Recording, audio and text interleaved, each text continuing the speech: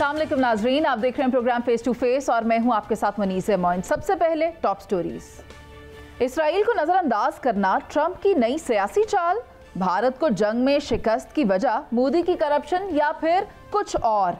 क्या पीटीआई अपनी सियासी हिकमत अमली बदलने पर गौर करेगी?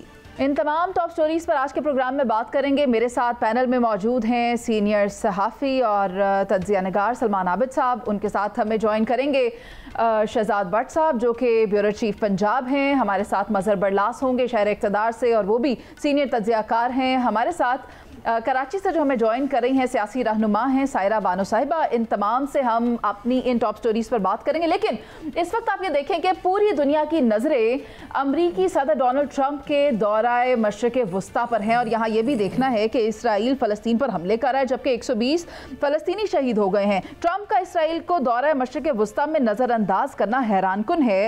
ये अमरीका की पॉलिसी हरगिज़ नहीं हो सकती। हौसी बागियों से मुआहिदा इसराइल के बगैर, ईरान को मुज़ाकरात की दावत में इसराइल को पहले नहीं बताया गया, जबकि शाम से पाबंदियां हटाना भी इसराइल के लिए एक सरप्राइज था। तो मैं सबसे पहले गुफ्तगू का आगाज़ करना चाहूँगी मजहर बरलास साहब से। और बरलास साहब, मैं चाहूँगी आप मुझे बताएं कि क्या मशरिक़ वुस्ता में कोई नई सफ़बंदी हो रही है? इसराइल को नज़रअंदाज किया हुआ है जबकि इसराइली भरभरियत जारी है फ़लस्तीन में। देखिए, दो तीन वहम बातें हैं। एक तो ये कि दुनिया की बड़ी ताकतें देखती हैं कि पैसा किन मुल्कों के पास है, लिहाजा वो उन मुल्कों को लूज़ नहीं करती, खोना नहीं चाहती। अब अगर आज की दुनिया को देखें तो यकीनन ये जो खलीजी ममालिक हैं इनके पास पैसा बहुत है, दौलत बहुत है। तो इस दौलत की दौड़ में चाइना भी शामिल है, अमेरिका भी शामिल है, एक दूसरे की तरफ खींचते हैं। और हालिया जो पाक इंडिया जंग हुई उसमें ज़ाहिर है मगरबी ताकतों को ही शिकस्त हुई और ये जो वार इकानमी है उसमें उनको नुकसान हुआ। लेकिन उसका फौरी जो तदारक है वो अमेरिका ने खलीज से किया, खलीजी ममालिक से किया। ऐसा बिल्कुल नहीं है कि इसराइल को बिल्कुल नज़रअंदाज किया गया है। सऊदी अरब में डोनाल्ड ट्रंप ने ज़िक्र किया कि अगर सऊदी अरब इसराइल को तस्लीम कर ले तो मेरे लिए बड़ी खुशी की बात होगी जी। ये उनका अंदर बोल रहा था। बाकी वो शायद इसलिए नहीं बोल रहे इसराइल के बारे में, ज़्यादा बातें नहीं कर रहे। गज़ा के बारे में बातें उन्होंने की हैं कि उन्हें आबाद होना चाहिए, उनकी आबादी के लिए बातें हुई हैं।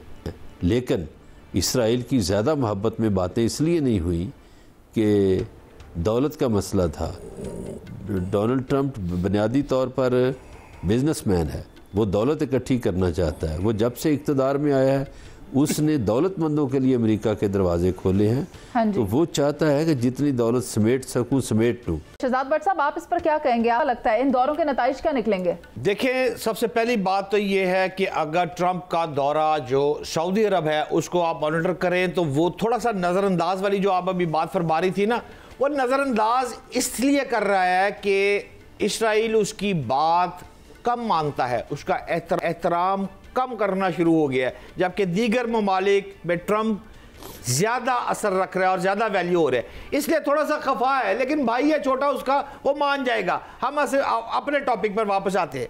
टॉपिक ये है कि ट्रंप ये चाहता है कि वो सऊदी अरब में जाकर अपने जो छोटा भाई है इसराइल उसको मनवा ले, और ये मनवाने के लिए वो मुस्लिम उम्मा के पास ये दौरे का विजिट मेरी राय के मुताबिक यही है। और ये पुराना काम है। अच्छा। अगर आप गौर करें इसराइल को तो इसराइली वजीर आज़म मेरा ख्याल है डेविड बिन गुरियान थे शायद, जब उन्होंने कायद आज़म मोहम्मद अली जिन्ना को भी रिक्वेस्ट की थी तब भी ये बात नहीं मानी गई थी। आज भी ये बात मानना जुए शेर लाने के मुतरादिफ है। हाँ, अगर इस पे बात करें तो 3 पॉइंट्स पे बात हो सकती है। अच्छा। पहली बात तो ये हो सकती है कि इसराइल से तल्लुकात कायम जो किए जा सकते हैं वो अरब मुस्लिम ममालिक के साथ मजहबी यकजहती को मलूज़े खातर रख के अगर आप बात करें तो ये मुमकिन मुश्किल आ रहा है। इंतहा पसंद तंजीमें पूरी इंटरनेशनल मार्केट में जो है, पाकिस्तान ने उनको भी तो देखना है, सऊदी अरब ने उनको भी तो देखना है। और उसके साथ साथ अगर जब तक ट्रंप ये नहीं करेगा, पैलेस्टाइन को आज़ादी की तरफ नहीं लेके जाता, तब तक मैं समझता हूं बहुत मुश्किलात है, और ये मानना इतना आसान नहीं है। हालांकि कुछ मुसलमान ममालिक, अगर आप टर्की की मिसाल ले लें, उर्दन की ले लें, मिस्री मॉडल को जरा गौर करें तो वहां पर भी जाके इसराइल से ताल्लुकात बेहतर हो गए हैं। लेकिन पाकिस्तान तब तक नहीं करेगा जब तक सऊदी अरब हाँ में हाँ नहीं मिलाएगा। ठीक है सलमान आबिद साहब, मैं चाहूंगी आप इस पर वजाहत दे दें जो शहजाद भट्ट साहब कह रहे हैं। Is it the first agenda of US? देखिए, अमेरिका जो है इस खित्ते के अंदर एक बड़ी सियासत को लीड करने की कोशिश कर रहा है, और ये उसकी पॉलिसी में अब एक बड़ी शिफ्टिंग आई है कि वो अरब दुनिया को भी इंगेज कर रहा है। और ये जो अरब दुनिया का दौरा हो रहा है उसमें वो इसराइल के एजेंडे को तक़वियत दे रहा है। यानी आप देखें ना, वो सऊदी अरब गए, वो शाम गए, वो जहाँ जा रहे हैं इसराइल की एक्सेप्टेंस की बात कर रहे हैं, इसराइल को तस्लीम करने की बात कर रहे हैं। इसका मतलब ये है कि इसराइल और अमेरिका दो अलग चीज़ें नहीं हैं, एक बात। दूसरी बात यह है कि उनको ये भी पता है कि मुस्लिम दुनिया में इसराइल के बारे में एक रिएक्शन मौजूद है, तो वो क्यों चाहेंगे कि वो उसको बिला वजह उस तरह की गुफ्तगू करें जिससे मुस्लिम दुनिया में इश्तियाल आए। इसलिए वो डिप्लोमेटिकली इसको डील करने की कोशिश कर रहे हैं और मुस्लिम दुनिया को ये बावर करवाने की कोशिश कर रहे हैं कि इसराइल को तस्लीम करना नागुज़ीर हो चुका है, एक बात। दूसरी बात यह है कि देखिए, चाइना उसका इस वक्त एक बड़ा पार्टनर है अमेरिका का, और उसके साथ उसका मुकाबला भी है। अब ये अरब दुनिया को इंगेज कर रहा है, री इंगेज कर रहा है, ताकि वो अपनी ताकत जो है अरब दुनिया के अंदर भी बढ़ा सके। और अगर चाइना के साथ उसकी कोई अपना कोई ऐसी चीज़ आती, कॉन्फ्लिक्ट आता है, तो उसमें अरब दुनिया उसके साथ हो। आपने देखा कि अरब दुनिया ने जिस तरीके से अपना डोनाल्ड ट्रंप का इस्तिकबाल किया है, ऐसे लगता था कि डोनाल्ड ट्रंप जो है वो अरब दुनिया की ज़रूरत बने हुए हैं, और ये लग रहा था कि जैसे अमेरिका जो है वो अरब दुनिया की ज़रूरत बना हुआ है। दोनों ने बड़ी पुरजोशियत का मुजाहरा किया है, दोनों ने एक दूसरे का बड़ा पुरतपाक इस्तिकबाल किया है, दोनों ने एक दूसरे के साथ अपने आप को इंगेज करने का मामला किया है, अपने कारोबारी मामलात को, अपने बिजनेस मैटर को देखने की कोशिश की है। तो इसलिए मुझे ये लग रहा है कि अमेरिका अब अरब दुनिया के अंदर अपने रोल को बढ़ाने की कोशिश करेगा और उसकी मदद के साथ आगे चलने की कोशिश करेगा। ठीक है सर, सायरा बानो साहिबा की राय ले लेते हैं। मुझे तो आप सबकी गुफ्तगू सुनकर यही लगता है कि वो जो अंग्रेजी का मुहावरा है ना, birds of feather flock together, America और इसराइल का कुछ इसी तरह का साथ है। क्या कहेंगी सायरा साहिबा? जी अस्सलाम वालेकुम। मेरे साथियों ने गुफ्तगू की, बहुत गौर से सुनी मैंने, कि एक बात सही लगी कि वो अमेरिका और इसराइल एक सिक्के के दो रुख हैं, और अभी जिस तरीके से लोगों की मुज़ाहमत आई, इस्लामिक हुक्मरानों की तरफ से नहीं, आवाम की तरफ से जो मुज़ाहमत आई, तो इस वजह से उन्होंने ये जिक्र नहीं किया। बाकी बहुत सारी बातों से मैं बिल्कुल भी अग्री नहीं करूंगी, क्योंकि आप वो देख रहे हैं जो आपको दिखाया जा रहा है। हमेशा वो देखें जो छुपाया जा रहा हो, कि क्या छुपाया जा रहा है।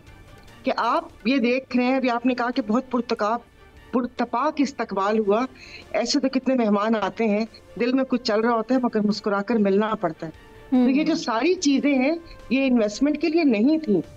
कि आप मुझे बताएं कि जिस तरीके से उन्होंने एक इजारादारी कायम की हुई थी और अपने आप को एक सुपर पावर पेश किया हुआ था दुनिया के सामने, ये सिर्फ और सिर्फ ये जो आप कह रहे हैं कि इन्वेस्टमेंट या इतने डॉलर की इन्वेस्टमेंट, इस अरब ममालिक के पास पैसा है या ये चीजें नहीं है। ये यहाँ पर बहुत सारे ब्लॉक्स बनने की हो रही है तैयारी। अगर आप देखें तो ये जितने भी इस्लामी ममालिक से मिले थे, ये तमाम सुन्नी मुस्लिम ममालिक हैं।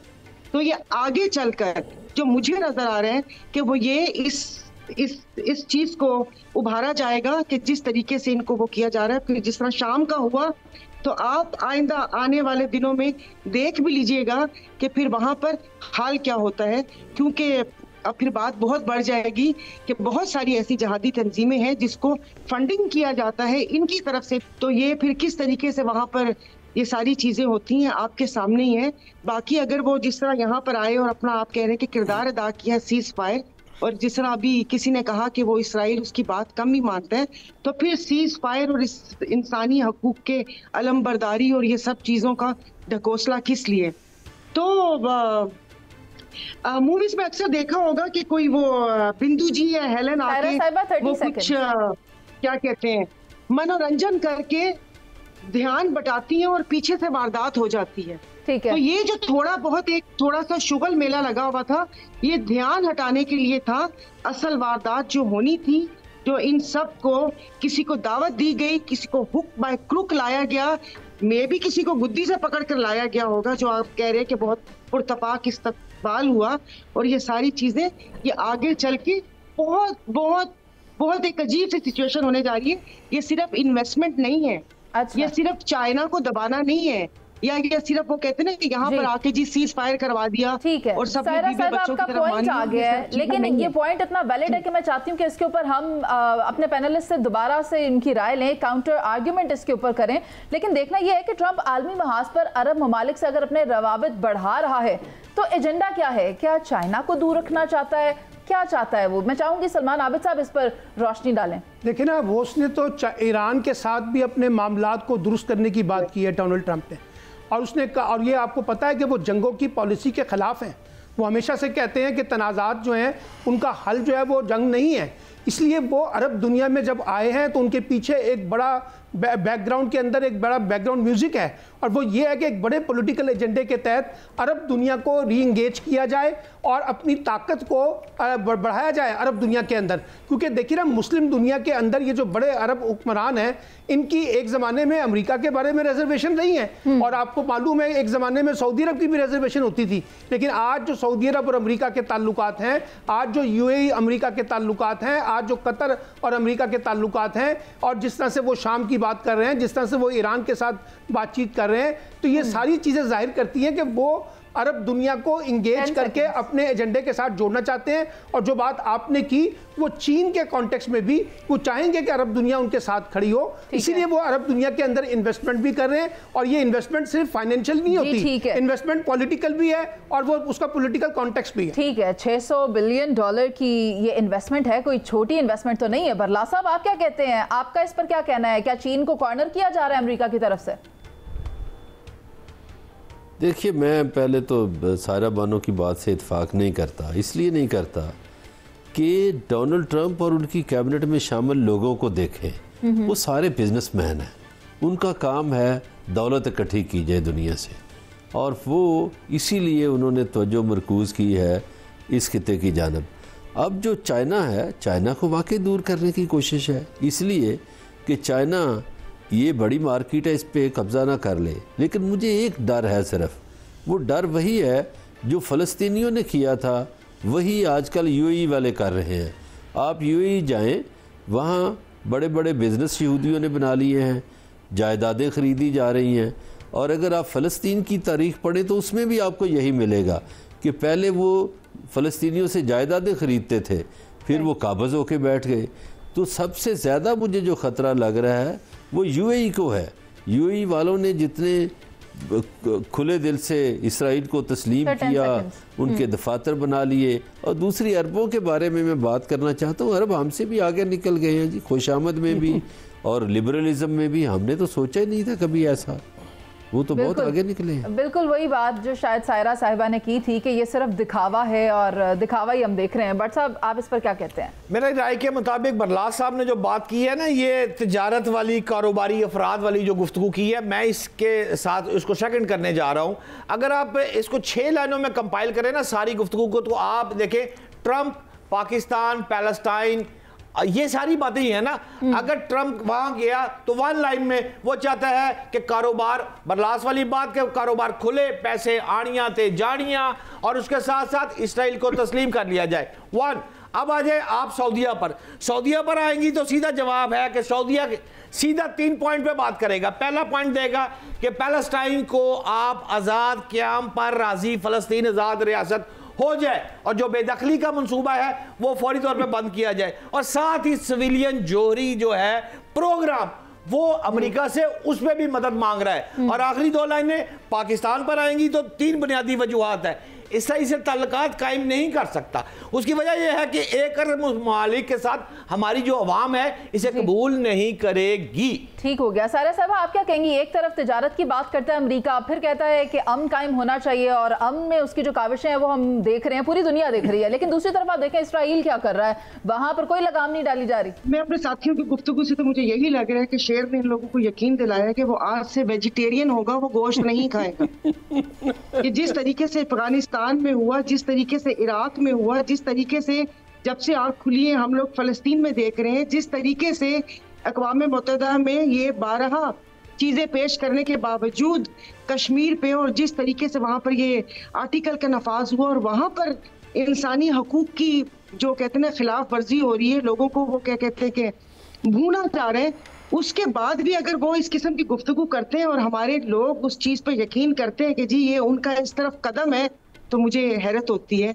और बाकी ये कि आपने कहा कि इनके पास पैसा है, पैसा तेल के कुओं की वजह से होगा, आजकल तो वैसे भी मौशत वो कह रहे हैं ना कि दूसरी एनर्जीज की तरफ जा रही है, वो बाद में इतना वो नहीं होगा। शायद मैं कह रही हूँ कि आप इसके ऊपर एक अलग से प्रोग्राम रखें और जिस पे डिबेट हो, जिस पे हम, क्योंकि हम बहैसियत मुसलमान, अभी भी आप देखें हमारे यहाँ तो कुरानी आयात भी हर चीज को कोट करके बताया जाता है, तो सूरह रोम आप पढ़िए और उसके ऊपर उस तनाजुर को देखते हुए इसके ऊपर ये पूरी गुफ्तगू हो कि उसमें अगर हम लोगों ने बात एक देखें, दो अब बात दूसरी हो जाए कि बस आखिरी बात करती हूँ, मे भी नेक्स्ट प्रोग्राम के लिए एक पॉइंट हो कि क्रिश्चियनिटी दो कैथोलिक, एक रोमन कैथोलिक और एक जो यूरोपियन कैथोलिक है। अगर हम कुरान पाक की आयत को देखें तो सूरह रोम में हमें रोमन कैथोलिक की तरफ हम लोगों का झुकाव दिखाया गया और एक ठीक है आपकी बात तो ये मैं समझ गई हूँ, बहुत शुक्रिया आपका सायरा साहिबा। लेकिन बात यह है ब्रेक का कहा जा रहा है, मगर जाने से पहले मैं ये बता दूं कि हाथी के दांत खाने के और दिखाने के और होते हैं। अभी एक ब्रेक पर चलते हैं, जिसके बाद वापस आएंगे और बात करेंगे भारत को जो जंग में शिकस्त हुई है उसकी असल और बुनियादी वजह क्या है। वापस आएंगे, आप साथ रहिए।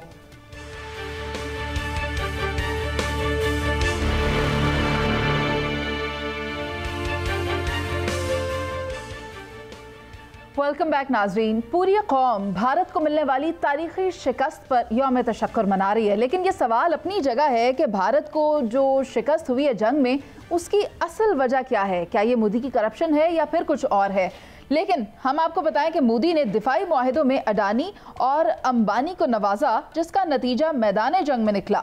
हथियारों की डील में मोदी की बदनीयती, डबल फवायद की ख्वाहिश, चाहे सियासी हो या फिर माली, पाकिस्तान ने अपने दिफाई बजट का $8 बिलियन ऐसे खर्च किया जैसे भारत के 80 अरब डॉलर को शिकस्त दी गई। तो सवाल मेरा है सबसे पहले सलमान आबिद साहब आपसे, क्या कहते हैं आप, क्या वजह है असल शिकस्त की? देखिए भारत को एक तारीखी शिकस्त तो हुई है, ना सिर्फ जंग के तनाजुर में बल्कि इब्लाग के तनाजुर में, सफारती महाज पे, डिप्लोमेटिक महाज के ऊपर और सियासी तौर पर जिस तरह से भारत ने पसपाई इख्तियार की है वो जाहिर करती है कि भारत के अंदर जो है एक गम व गुस्सा तो पाया जाता है।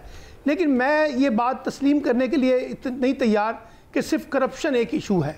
अच्छा। देखिए जो असल इशू है ना वो ये था कि नरेंद्र मोदी को ये घुमंड था कि वो इस पूरे इलाके का सबसे बड़ा चौधरी है और इस इलाके की सबसे बड़ी ताकत है, और बार बार पाकिस्तान को ये दर्श दिया जाता था कि वो भारत की हेजमनी जो है उसको कबूल कर ले। और इसी जोम में आके उसने देखा कि पाकिस्तान इस वक्त दाखिली इंतशार का शिकार है और उसका फ़ायदा उठाया जाए, पाकिस्तान पे हमला कर दिया जाए। पाकिस्तान की कौम पहले ही तकसीम है, सियासी लड़ाइयों में मसरूफ़ है, ये वो जवाब नहीं दे सकेगी जो जवाब पाकिस्तान ने करके दिखाया। और इस वजह से वो जो नरेंद्र मोदी का घुमंड था या पाकिस्तान दुश्मनी का एजेंडा था या जो आरएसएस का उसका एजेंडा था, इंतहा पसंद अनासर का, उसको बुनियाद जब उसने बनाया नरेंद्र मोदी ने तो उसको पाकिस्तान के खिलाफ पसपाई हुई है। तो एक बात याद रखिए। दूसरा ये कि करप्शन भारत का इशू है, भारत के अंदर भी करप्शन है, बाकी मुल्कों के अंदर भी होती है। अब ये जब तक चीज़ें इन्वेस्टिगेट नहीं होंगी चीज़ें सामने नहीं आएंगी। लेकिन असल चीज़ ये है कि अब पाकिस्तान ने यह साबित किया है कि इलाके के अंदर, इस इलाकाई मुल्क में वो जो भारत की बालादस्ती थी ना, उस हेजमनी को पाकिस्तान ने तोड़ा है और एक तवाज़न कायम किया और ये अपनी आप को मनवाया है कि पाकिस्तान भी इस रीजनल पॉलिटिक्स का एक अहम फरीक है जैसे कि भारत है। अब ये नहीं है कि भारत बड़ा है हम छोटे हैं, यानी हमने बाकायदा एक तरीके के मुताबिक अपने आप को मनवाया है और साबित किया कि पाकिस्तान एक बड़ी कुव्वत है। मुजाहिरा पूरी दुनिया ने देखा है। सायरा जी, मैं आपकी तरफ आना चाहती हूँ। आप ये बताएं कि जो भारत की अपनी क़यादत है, हुक्मरान जमाते हैं, वो सब इस वक्त मोदी के खिलाफ हैं और वो कहते हैं कि इन्वेस्टिगेशन करवाएं। बिल्कुल सही आपने भी कहा कि वो शिकस्त वो सिर्फ शिकस्त नहीं थी, वो एक इबरतनाक शिकस्त। और जैसे ये होता है, जैसे उनकी ज़हनियत है, जिस तरीके से आपने देखा होगा कि वो जब पहले दफ़ा इक़्तिदार में आए और फिर उसके बाद दूसरी दफ़ा इक़्तिदार में आए, उनके पास एक ही इशू है और एक ही जो उनकी जो एक चीज़ है उस चीज़ को हिंदुत्व। जैसे वहाँ पर इसराइल की तरफ देख रहे तो वहाँ पर ज़ायनिस्ट है और यहाँ पर ये तो ये चाहते हैं कि सिर्फ वो कहते हैं ना कि एक इन्हीं का वो रहे, बाकी जितनी भी अक़लियतें हैं सिख समेत और बाकी जहाँ पर वहाँ पर मुसलमान और वहाँ पर उसके जो भी मुजालिम हैं, वो तो मैं कहती हूँ ये एक इबरतनाक शिकस्त है। फिर आपने देखा होगा, अगर कोई सियासी पस मंजर देखें तो जो वक्फ बिल आया था और उसके ऊपर जो मुखालफत हुई और जिस तरीके से, तो ये एक किस्म का उन्होंने कहते हैं ना लोगों से का ध्यान हटाने के लिए, मगर उनको ये नहीं पता चला, ये असेसमेंट करना भूल गए कि इसके नतीजा क्या होगा। और जैसे आपने कहा ना कि उन्होंने ये सोचा कि कौम, मैं ये बता दूं कि कौम अपने दिफा के लिए कभी भी तकसीम नहीं है, वो सियासी मुहाज या आपस में जो भी हमारे मुल्क में हो, लेकिन जहां मुल्क के दिफा की बात आएगी, जहां पर हमारे मुल्क की तरफ उंगली उठेगी, कौम अल्हम्दुलिल्लाह यकजा है। और वो आपने देख ही लिया कि उन 4 दिनों में कौम का जज्बा क्या था, और ये भी साबित कर दिया कि जो जंगें हैं वो कौम की के साथ ही जीती जा सकती हैं। ठीक है सायरा साहिबा। शहजाद भट्ट साहब, आप ये देखें कि गुजरात के कसाब की करप्शन आखिर वजह बनी शिकस्त की या फिर कोई और बात है? देखिए, इंडियन अवाम इस वक्त मुनीज़े रो रही है। मोदी के संदूर ऑपरेशन ने भारत में बहुत से संदूर जो है उजाड़ दिए हैं। सलमान आबद भाई ने अभी जो बात की कि भारत करप्शन में मुलव्वस है, करप्ट है, आपने सियासतदानों की बात करें, मैं इसको 1 मिनट में अगर एलैबोरेट करूं तो ये सबसे पहले आप ये देखें कि ये करप्शन वाली बात भारत में शुरू कहाँ से हुई। ये उनकी पार्लियामेंट में राहुल गांधी ने शुरू की थी, कांग्रेस के जो रहनुमा है, उसने कहा कि मोदी करप्ट है, राफेल में उसने डील ली। यहां से एक शुरू हुई बात, उसको आप, मैं नहीं कह रहा, बीबीसी की रिपोर्ट में वाज़ेह तौर पर लिखा गया है कि इंडियन 7.5 मिलियन यूरो कमीशन की अदायगी मोदी साहब को हुई है। और तीसरी बात, राफेल की अगर बात कर रहे हैं आप, तो इस मौके पर साड़ा ना हो कि ना है ख्वाजा आसफ जी, उनका है वजीर दफा जो है वो, अल्लाह आपका भला करे, मनोहर पारिकर, मेरा ख्याल है कबीला पारकर का नाम शायद आपने सुना होगा। ये मनोहर पारिकर साहब जो थे, उसने उस वक्त रिजाइन किया, मोदी के खौफ से रिजाइन किया। और आखिरी बात मेरी ये ले ले कि अगर ये हालात, मोदी सरकार जो करप्ट सरकार साबित हो चुकी थी, अब ये इसको इसने दबा लिया था मोदी ने, इसने इसको बात खत्म कर दी थी।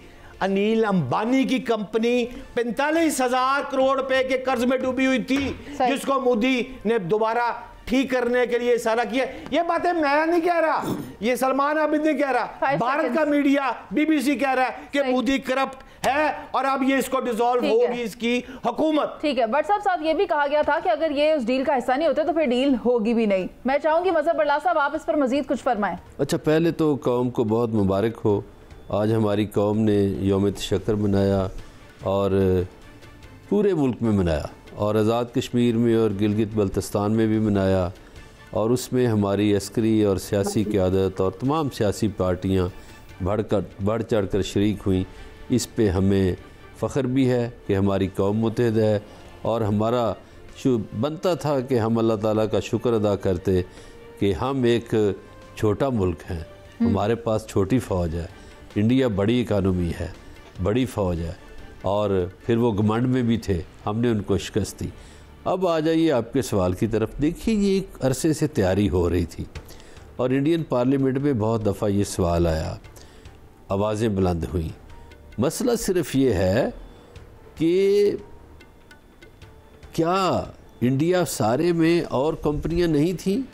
मोदी चूँकि माफिया का आदमी है, वाई अंबानी और अडानी ही की कंपनियों को क्यों नवाजा गया? हाँ जी। और फिर उनके लिए एयरपोर्ट्स दे दिए गए, उनके लिए सरकारी वसाइल झोंक दिए गए। मोदी ने ये सब कुछ किया। और आपको याद होगा कि मोदी ने 2019 में भी जब हमने उनको शिकस्त दी थी तो उस वक़्त भी कहता था आज राफेल होता तो मैं देखता कैसे पाकिस्तान मारता। अब ये मोदी पार्लियामेंट में हमेशा समझता है कि लोगों को बेवकूफ़ बना लेगा। वो हमेशा ये कहता रहा, देखिए देश की सुरक्षा के लिए राफेल बड़ा ज़रूरी है, फलां बड़ा ज़रूरी है, और सेना की भी ये ख्वाहिश है और जनता की भी ये ख्वाहिश है। वो जनता, सेना, देश को बेच बेच के सिर्फ 2 कंपनियां, वो क्यों? ये इंडियन मीडिया में बड़ा सवाल उठ रहा है, इंडिया के लोगों में बड़ा सवाल है कि आपने मार खाई है, आपने करप्शन की है। करप्शन की स्टोरियां तो पहले से चल रही थी, कैसे तहकीकात रोक दी गई जी? इंडिया के 2 अदारों में तहकीकात हो रही थी, दोनों में तहकीकात रोक दी गई। ठीक है बरला साहब, आपका पॉइंट आ गया। मैं चाहूंगी कि इस पर काउंटर आर्ग्यूमेंट ले लिया जाए सलमान आबिद साहब से। सलमान साहब क्या कहते हैं आप इस पर? देखिए, मैं ये कह रहा हूँ कि अभी उनके ऊपर करप्शन का इल्ज़ाम है, साबित नहीं हुआ। उसको इन्वेस्टिगेट किसने करना है, किन इदारों ने करना है, क्यों नहीं कर रहे, ये सारी बातें अपनी जगह। लेकिन जो असल बात मैंने जिसको उठाने की कोशिश की थी वो करप्शन इशू नहीं है। वो इशू ये था कि नरेंद्र मोदी को ये जोम था कि भारत एक बहुत बड़ी सियासी ताकत बन चुका है और वो उस ताकत के नशे में वो समझता था कि भारत की जो बालादस्ती है इस रीजनल पॉलिटिक्स में और इंटरनेशनल पॉलिटिक्स में बढ़ गई है। उसके नशे के अंदर उसने पाकिस्तान पर हमला किया और उसका नतीजा ये निकला कि आज नरेंद्र मोदी ना सिर्फ सियासी तौर पे पसपा हुआ है बल्कि उसने भारत का अपना इंटरनल मुकदमा भी आलमी दुनिया के अंदर कमजोर करके रख दिया है। तो ये एक वजह बनी है जिसकी वजह से मोदी को इस महाज पे शिकस्त का सामना करना पड़ा। शहजाद भट्ट साहब, क्या जोम था भारत को? उसको सपोर्ट मिलेगी बड़ी ताकतों की जो कि चकनाचूर हो गई? हुआ क्या? मैं माजरत के साथ इंतहाई काबिल एहतराम बड़े भाई हैं सलमान भाई जो है, लेकिन इनसे बिल्कुल डिसएग्री हूं कि मोदी करप्ट वो साबित हो चुका है। मैं नहीं कह रहा, भारतीय जिस तरह जर्नलिस्ट है वो तो तनकीद बराए तनकीद करते हैं पाकिस्तान पे। मैं तो कहता ही नहीं मोदी करप्ट है, बट बीबीसी ने कहा करप्ट। अभी बरलाल साहब ने जो बात की 2 इन्वेस्टिगेशन की, उसमें जरा देखे ना, हमारे यहाँ AFP राइटर की तरह एक बड़ी जो दीवायर, ये दीवायर मेमा लगा दीवायर था। दीवायर क्या कहता है? दीवायर कह रहा है कि क्राइम ब्यूरो ऑफ इन्वेस्टिगेशन ने मोदी के करप्शन और बदगुमानियों को सामने लाकर साबित किया। दीवायर कर रहा है, साबित कर रहा है, बीबीसी साबित कर रहा है। ये तमाम लोगों ने जब कर दिया, बात सिर्फ इतनी सी है, अब भारतीय पायलट्स की नैली और तैयारों में तकनीकी खामियों ने मोदी की करप्शन को खोल दिया है जो दबाई हुई थी। मैंने आपको पहले कहा वजीर दफा उसने उड़ाया। जैसे बरलाल साहब कह रहे थे कि उसने बंदे फायर किए, वो बंदों की लिस्ट मेरे सामने पड़ी हुई है। किस किस को मैं नाम कहेंगे, एक घंटा में कुछ सुनाता रहूंगा जो मोदी ने फायर की है। जिसने राफेल की बात की उसने फायर कर दिया। करप्ट है, ये करप्ट है। ठीक है सायरा साहिबा, यही बात कांग्रेस लीडर जयराम रमेश कह रहे हैं कि जो बीजेपी के लीडर हैं उन्होंने इस ऑपरेशन का इस्तेमाल अपने जाती मुफादात के लिए किया है और इस करप्शन को बेनकाब होना चाहिए, इस पर ओपन इन्वेस्टिगेशन होनी चाहिए। क्या कहती हैं?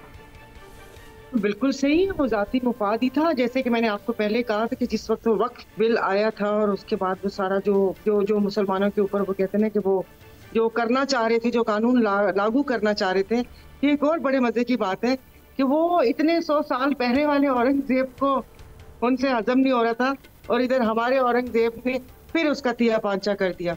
तो वो अपना जाती मुफाद ही था। बिहार इलेक्शन था, फिर उसके बाद जिस तरह भी बोला कि राहुल गांधी है जो अपोजिशन के, इवन उनकी अपनी पार्टी के लोगों की जो तकारीर है और जो आवाम का गम और गुस्सा था, तो वो उस चीज को वो कर रहे थे कि अच्छा थोड़ी सी अपनी वो कर ले।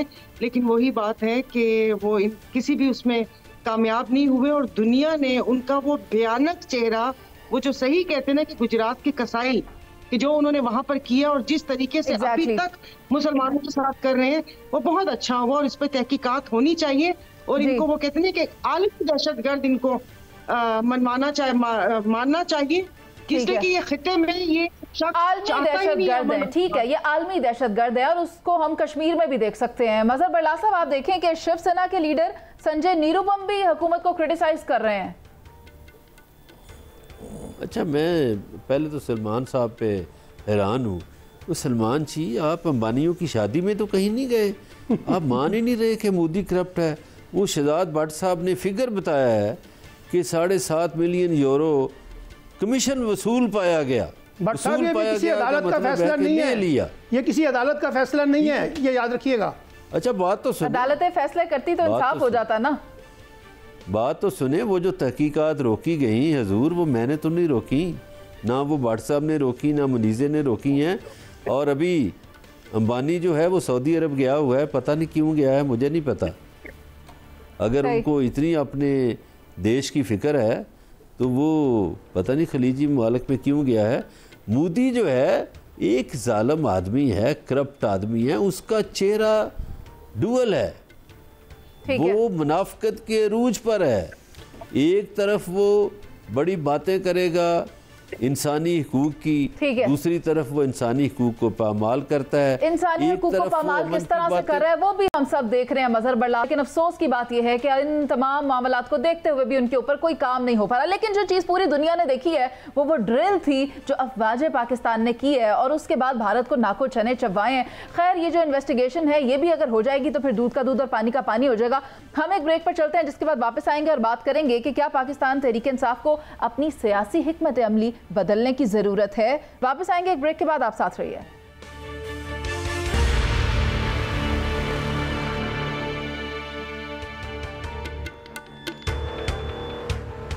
वेलकम बैक नाजरीन। हमें मुल्क में जारी सियासी सूरत हाल पर बात करना भी ज़रूरी है। ऐसे में ये देखना है कि क्या पाकिस्तान तहरीक इंसाफ अपनी सियासी हिकमत अमली तब्दील करेगी या नहीं, क्योंकि अगर देखा जाए तो गुज़िश्ता 3 सालों में पाकिस्तान तहरीक इंसाफ इस वक्त एक कमज़ोर तरीन पोजीशन पर मौजूद है और इत्तलात ये हैं कि तहरीक इंसाफ के दरमियान मुज़ाकरात के हवाले से मुख्तलिफ आरा पाई जा रही हैं। लेकिन जो चेयरमैन तहरीक इंसाफ हैं बैरिस्टर गौहर, वो मीडिया से गुफ्तगू करते हुए बयानात कुछ इस तरह के दे रहे हैं कि जहां जंग में सीज़ फायर हो गया है तो वहां इन सियासी मामलात में सीज़ फायर क्यों नहीं हो जाता। सायरा साहिबा, अब आप ये बताएं कि अगर तो मुज़ाकरात हो जाते हैं हुकूमत और पाकिस्तान तहरीक इंसाफ के दरमियान, तो क्या कोई ब्रेक थ्रू होने का इम्कान है? मुझे इस चीज़ की समझ नहीं आती, ब्रेक थ्रू क्या?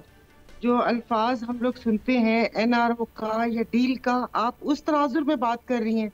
हाँ इस हुकूमत से अगर बानिए PTI की बात अगर पुराने बयानात देखें तो वो या कोई भी लोग इस हुकूमत को जब तस्लीम ही नहीं करते तो फिर इस हुकूमत से बात करने के लिए तो उन्होंने 10 दफ़ा माना किया है कि हम इस हुकूमत से बात नहीं करेंगे।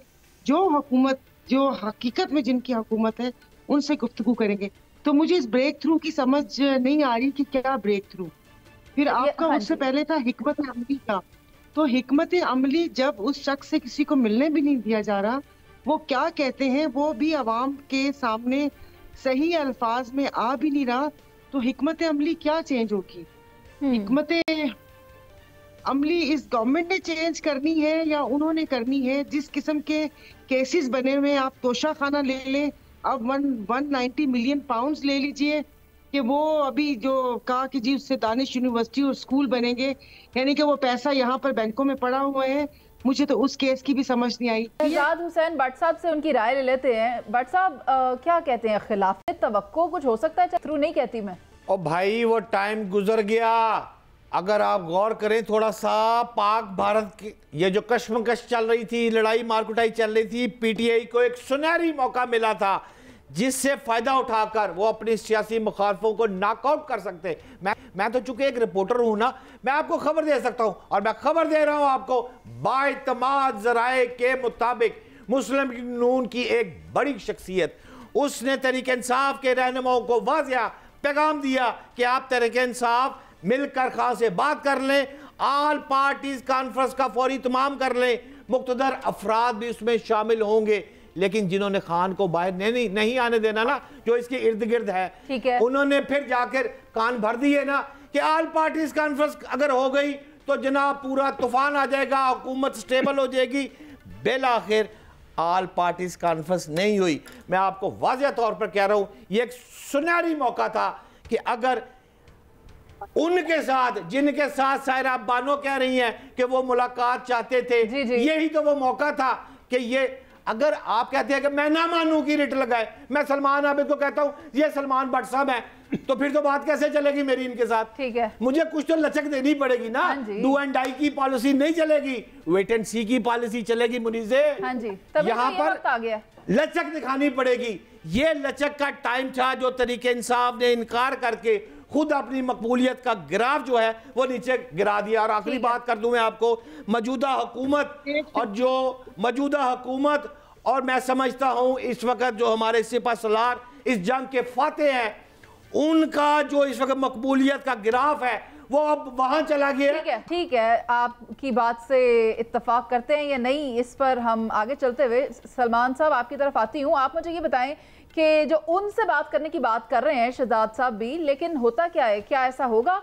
क्योंकि खान साहब ने पहले भी हमें इस तरह की इत्तला थी, वो कह रहे हैं हम बात जरूर करेंगे मगर उनकी मौजूदगी में करेंगे और मीडिया से छुपा कर करेंगे। देखिए, अगर आप पाकिस्तान की सियासी तारीख को देखें तो अमूमी तौर पे इस तरह के बुरहानों में उन्हीं से बात होती है जो मैटर करते हैं। इसलिए बात तो वहीं पर ही होगी जैसे नवाज शरीफ साहब ने, जरदारी साहब ने और बाकी लोगों ने लंदन प्लान के तहत बातचीत कहाँ की थी, वहीं पर की थी ना। इसलिए मैं ये कहता हूँ ये बात दुरुस्त है, लेकिन असल मसला इस वक्त ये है कि पीटीआई के अपने अंदर एक बड़ा क्राइसिस आ चुका है। वो क्राइसिस ये है कि पीटीआई के अंदर इतने ग्रुप बन चुके हैं, कहीं अभी अली अमीन गंडापुर की बात होती है, बुशरा बीबी की बात होती है, अलीमा खान की बात होती है, बैरिस्टर गौहर की बात होती है, अली मोहम्मद खान की बात होती है। तो ये जो इतने ग्रुप बन गए हैं उसकी वजह से पीटीआई का क्राइसिस जो है वो बहुत ज़्यादा बढ़ गया है। अब पीटीआई जो है वो एक तरफ एस्टैब्लिशमेंट से मुज़ाकरात भी करना चाहती है, दूसरी तरफ पीटीआई के लोग एस्टैब्लिशमेंट से बातचीत भी नहीं करना चाहते। बैरिस्टर गौहर हुकूमत से बातचीत करना चाहते हैं, इमरान खान बातचीत नहीं करना चाहते। तो मेरा ख्याल है कि एक सियासी लचक जो है, जैसे ये कहा ना, वो दिखानी पड़ेगी। लेकिन एक जहन में रखिएगा, ये सियासी लचक सिर्फ पीटीआई को नहीं दिखानी, हुकूमत को भी दिखानी है। और हुकूमत जब दिखाएगी, हुकूमत तो अभी तक दिखाई नहीं रही, हुकूमत तो सिर्फ अभी तक कार्ड खेल रही है और इस वक्त बातें कर रही है। लेकिन जब तक आप लचक नहीं दिखाएंगे, कौमी इत्तेफाक राय नहीं पैदा करेंगे, तो बातचीत कैसे चलेगी? एक तरफ आप मुकदमे भी चलाना चाहते हैं और दूसरी तरफ आप मफाहमत भी करना चाहते हैं। तो ये कॉन्ट्राडिक्शन है जो कि पीटीआई समेत हुकूमत को भी इस पर सोचना होगा। वो कौन कहता था कि मैं इनसे बात नहीं करूंगा, ये हम नहीं भूल सकते हैं। सायरा साहिबा आपकी तरफ आऊंगी, लेकिन बरलास साहब आप इस पर कुछ कहना चाहते हैं क्योंकि डिबेट तो ओपन है। अच्छा, मैं ये कहना चाहता हूँ कि सिर्फ पीटीआई को हिकमत अमली नहीं बदलना होगी, सबको हिकमत अमली बदलना होगी। इसलिए कि हमारा दुश्मन अभी चैन से नहीं बैठा, हमें इत्तेहाद की ज़रूरत है। हमारा मुल्क माशी तौर पर कमज़ोर है, उसमें सियासी इस्तेहकाम नहीं है। हमें सियासी इस्तेहकाम लाने के लिए सबको पॉलिसी बदलना होगी और सबसे बड़ी जिम्मेदारी हुकूमत पर है कि वो सियासी कारकुनों पर झूठे मुकदमात बनाना ख़त्म करे और उनके जो मुलाकातें हैं उनमें रखना डालना छोड़ दें। और ये हुकूमत की जिम्मेदारी होती है कि वो अपोजिशन को करीब लाए। हुकूमत अगर वो जिम्मेदारी अदा नहीं करना चाहती तो मैं क्या कह सकता हूँ। अलबत्ता आपके प्रोग्राम के तवज्जो से एक बात हुई, वो शहजाद भाट साहब मान गए, वो ग्राफ मान गए कि ग्राफ था। पीटीआई ने इस जंगी माहौल में जो आपने अभी तनकीद की, देखिए उन्होंने तो बड़ा पॉजिटिव रोल प्ले किया। उन्होंने तो उनकी कौमी असम्बली सेनेट की सारी तकरीरें उठाएं, वो तो दिफाए पाकिस्तान के लिए। उनके जो नौजवान थे जिन्हें DGISPR जनरल शरीफ ने, अहमद शरीफ ने भी खराज तहसीन पेश किया है कि वो वारियर बन गए। तो मेरा ख्याल है कि अगर वहाँ से मस्बत आया है जवाब या मस्बत तब्दीली आई है तो हुकूमत को मुजाहरा करना चाहिए। बरलास साहब आपका वक्त खत्म हो गया है, लेकिन मैं ये कह दूं, कभी हम में तुम में करार था, तुम्हें याद हो के ना याद हो, लेकिन बात आपने बड़ी खूबसूरत की और वो ये है कि सियासी इस्तेहकाम लाने के लिए सबको अपनी हिकमत अमली बदलने की ज़रूरत है, खा वो हुकूमत में बैठे हों या अपोजिशन में बैठे हों। मैं तमाम पैनलिस्ट का शुक्रिया अदा करना चाहूँगी, शहजाद हुसैन भट्ट का, सायरा साहिबा का, सलमान आबिद साहब का, मजहर बरलास साहब का, कि आपने वक्त दिया। प्रोग्राम का वक्त खत्म हो गया, आपसे कल दोबारा मुलाकात होगी। अभी के लिए इजाज़त दें, अल्लाह ने के पान।